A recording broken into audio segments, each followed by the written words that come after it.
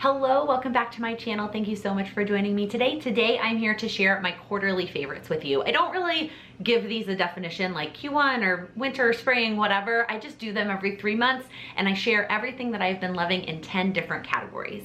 The categories are reading, listening, watching, wearing, cooking, planning, pampering, cleaning, doing, and loving. So let's start with the first category, which is reading. I have still been struggling to figure out how best to share what I've been reading with you, and what I decided to give a go for at least for the first half of this year, and then I'll change my mind if it's not working, is to share it in a monthly email newsletter. I used to be better about sending a consistent email newsletter, and I'm picking back up with that. If you are part of my email list, you should have gotten 2 emails at this point. If you have not, check your spam folder, because that is where mine went, like from myself to myself. It was hanging out in my spam folder, but I sent one in February and one in March, and one of the things that I started doing is sharing what have I read this past month. For now, it just feels like the right place to be sharing what I'm reading. So if you want a more regular update of what I'm reading, then sign up for that email newsletter, but I will continue to share my favorite books of each quarter here in this video. So what I was doing last year, I don't know if I did it the year before, I started these quarterly favorites videos a few years ago when monthly just felt like too frequent.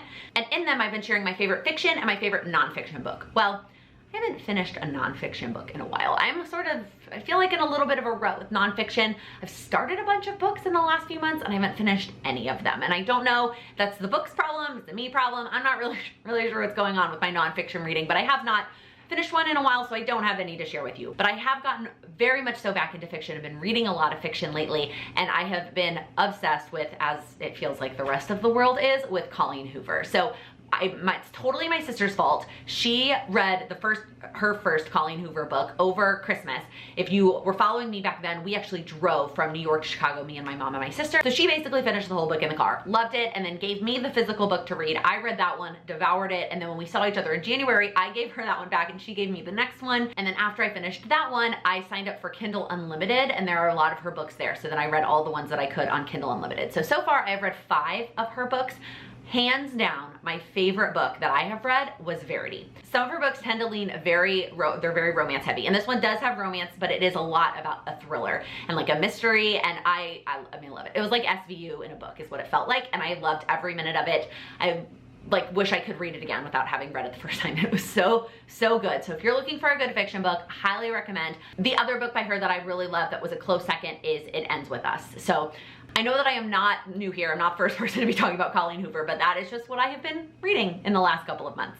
All right, the next category is listening, and sometimes this is a podcast, sometimes it's music, and I have been pretty much just listening to the same podcast. I have nothing new really to share there, but my favorite playlist, I guess, that I've been listening to in the last few months is my Spotify top playlist from 2021. So Spotify, I don't have Spotify Premium. I don't always listen to my music on Spotify. I do still dabble in Pandora because I have some stations there that I feel like I've been working on my whole life and I don't want to give them up. And I do also sometimes just go to YouTube if I want to listen to something really specific, since I don't pay for YouTube Premium, but I don't pay for a music service. But I do listen to a lot of Spotify. And so Spotify creates a playlist for you of your top played songs from the prior year. And I've been loving the sort of hodgepodge of songs that are on my top playlist from 2021, and I've just pretty much been listening to that on repeat, which kind of feels like it puts me in a cycle because then those songs are going to be my top played of 2022, but I don't hate it. All right, the next category is watching, and I don't really have any new shows that I've started. One of our favorite shows, Snowpiercer, has come back for season 3. I haven't been loving season 3, if I'm being honest. I thought that was going to be my favorite now that it's back, but I'm not loving it. So far, not as good as seasons 1 and 2. What I have been watching a lot of and absolutely obsessed with are wedding movies.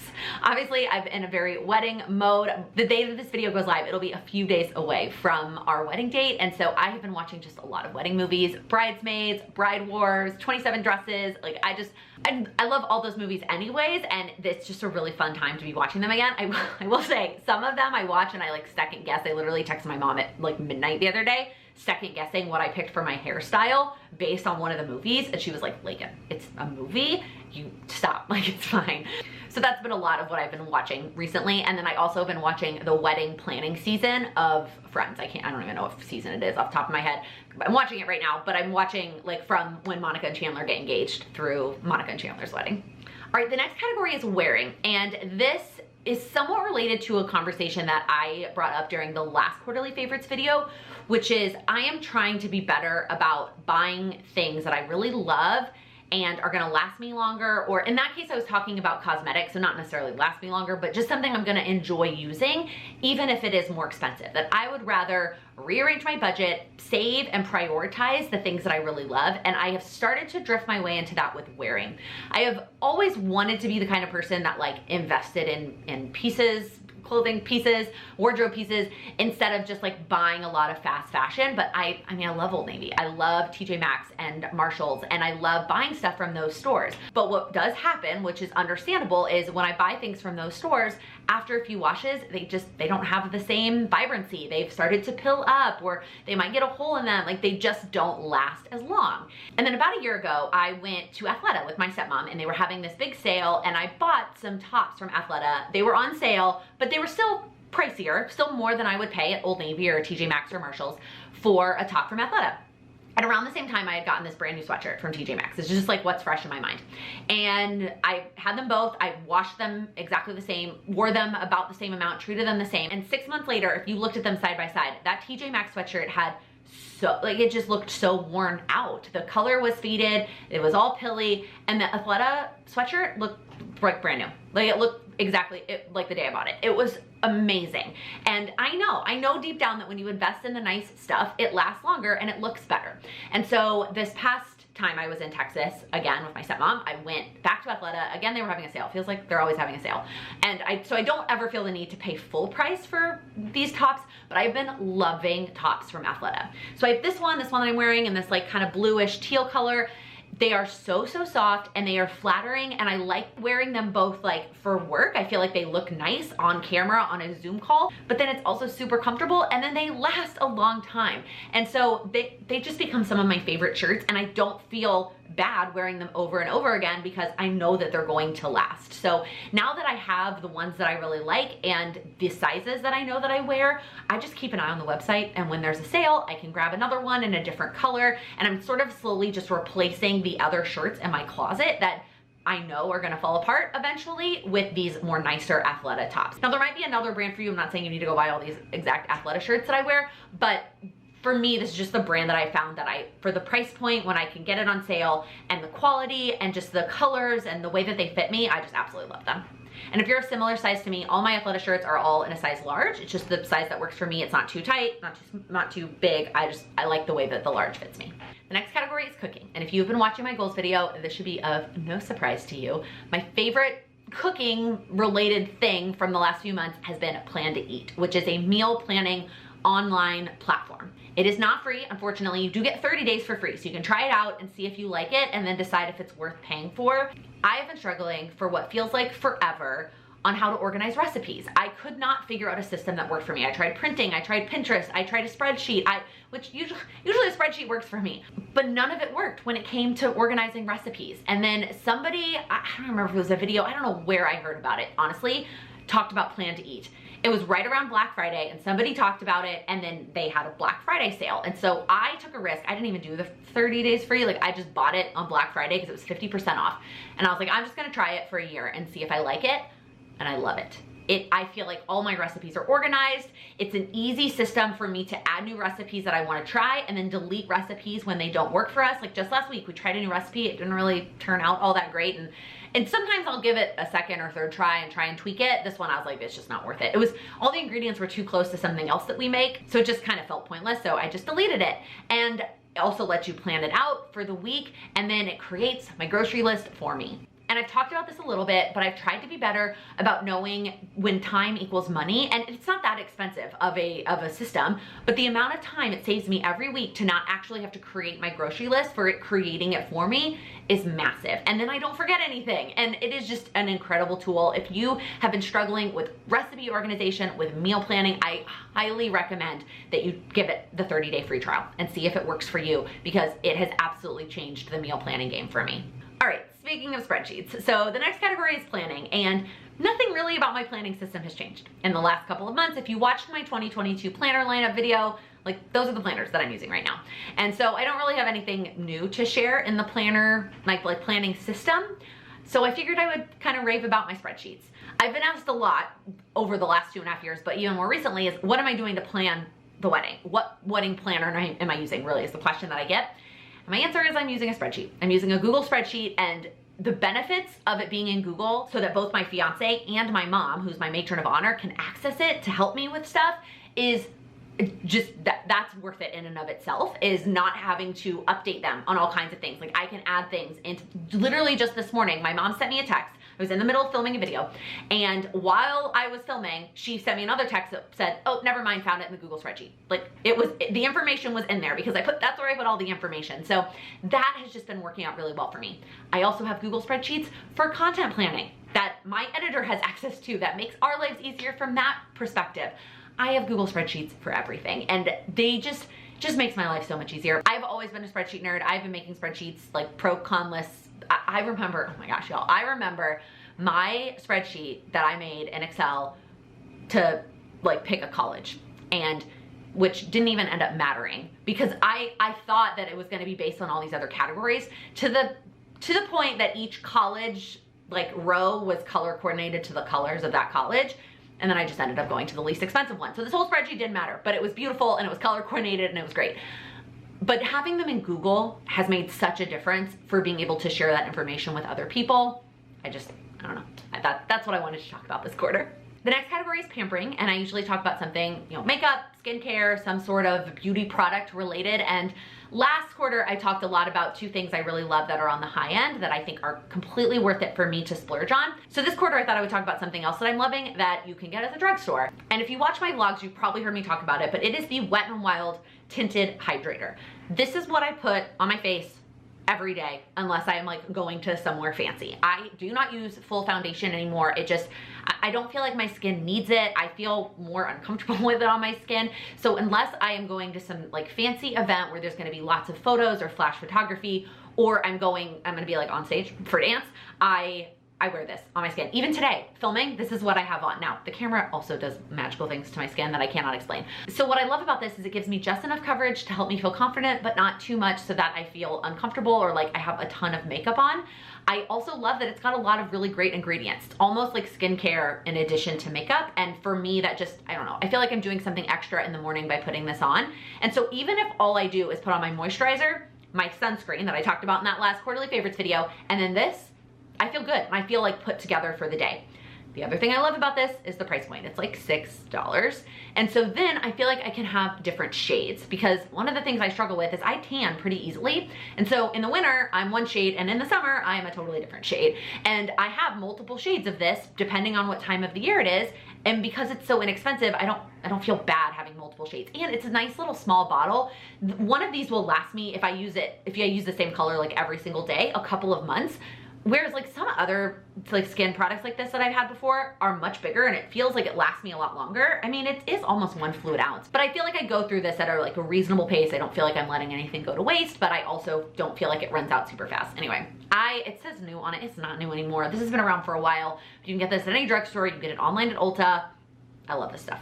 The next category is cleaning, and I will usually use this category for anything household related in general, but this quarter I do actually have a cleaning product, and it is this Orange Glow Wood Furniture Polish. It is possible I talked about this product a few years ago when I was down in Texas. I mentioned a bunch of cleaning products that my stepmom had at that house that I loved and fell in love with, but I'm pretty sure I only talked about the granite cleaner and the glass cleaner, which are both still amazing, and I still use both of those all the time.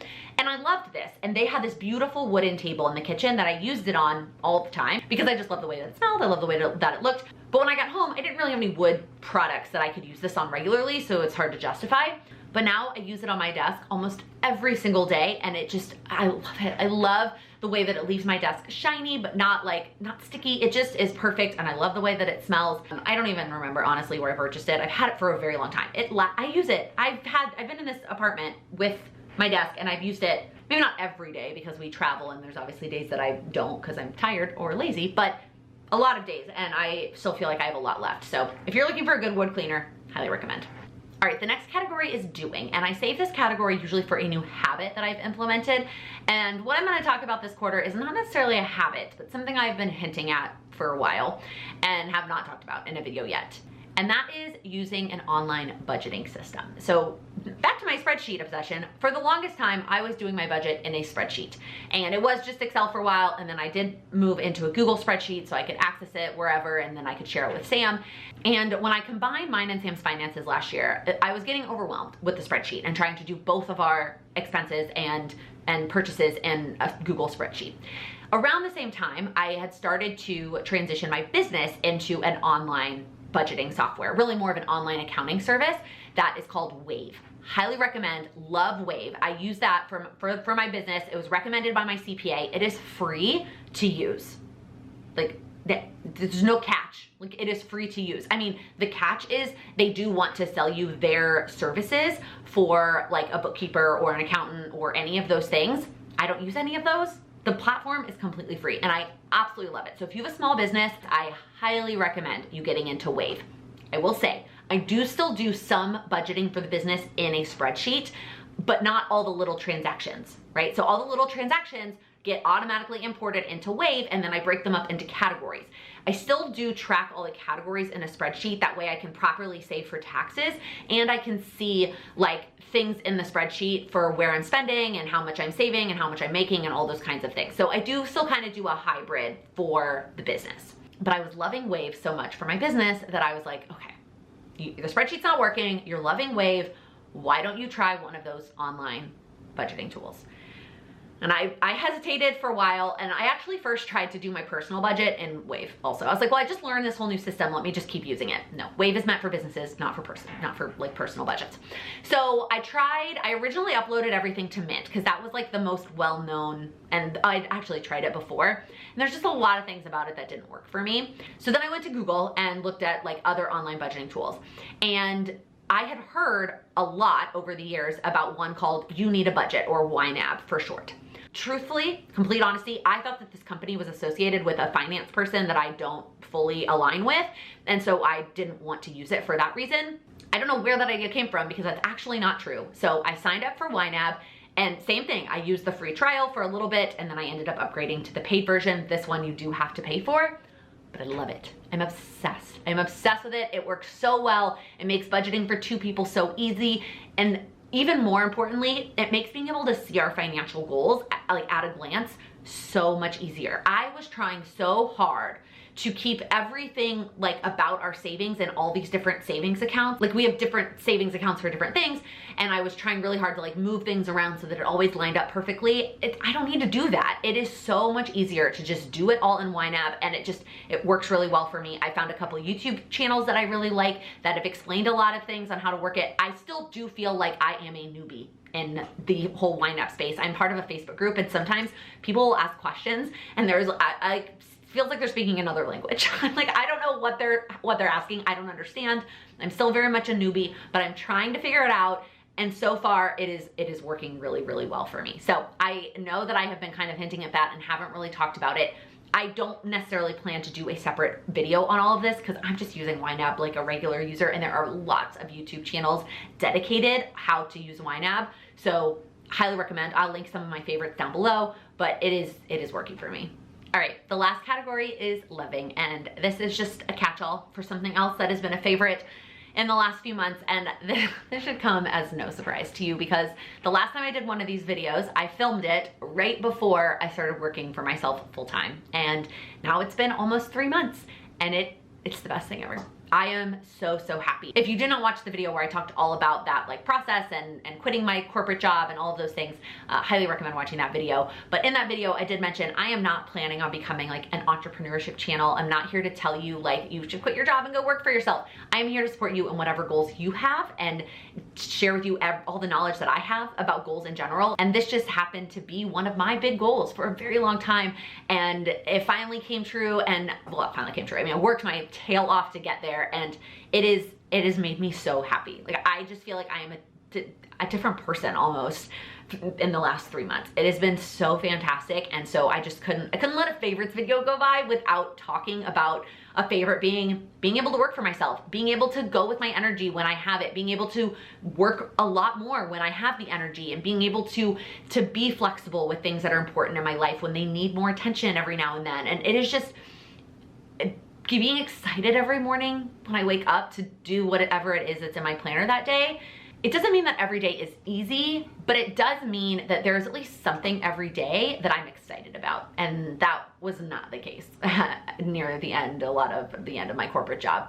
And so it just makes me so happy. And I just wanted to share that again with you, that like, if there is a goal, working for yourself or not, whatever that goal is that you like, that popped into your head, that would be your leaving your corporate job. And maybe it is leaving your corporate job. Maybe it is writing a book. Maybe it's like something totally left field that I have never used as an example. Whatever that goal is for you, that you just feel like, I'll do it someday. That's what this goal was for me. It was like, I'll do that when we have kids. I'll do that when we leave New York. Like, I kept giving myself excuse after excuse of I'll do that when, until I finally just said enough is enough. And I need to put in the work and crunch the numbers and do it now. And I could not be more thankful. I'm not saying that you're gonna be able to do it tomorrow, but if there is a goal like that for you, start breaking it down and start figuring out what you truly need to do and put into place in order to make that goal a reality for you. And that's it. Those are all of my favorites for the last couple of months. If you liked this video, please give it a thumbs up. If you're new here, please click that subscribe button. I upload new videos every Monday, Wednesday, and Friday focused on helping you achieve your goals. Thank you so much for watching. No, that wasn't Ben. That was a year ago. That was a year ago, Laken.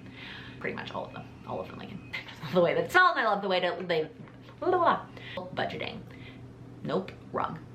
I mean, kind of. That's how that was what, blah, blah, blah.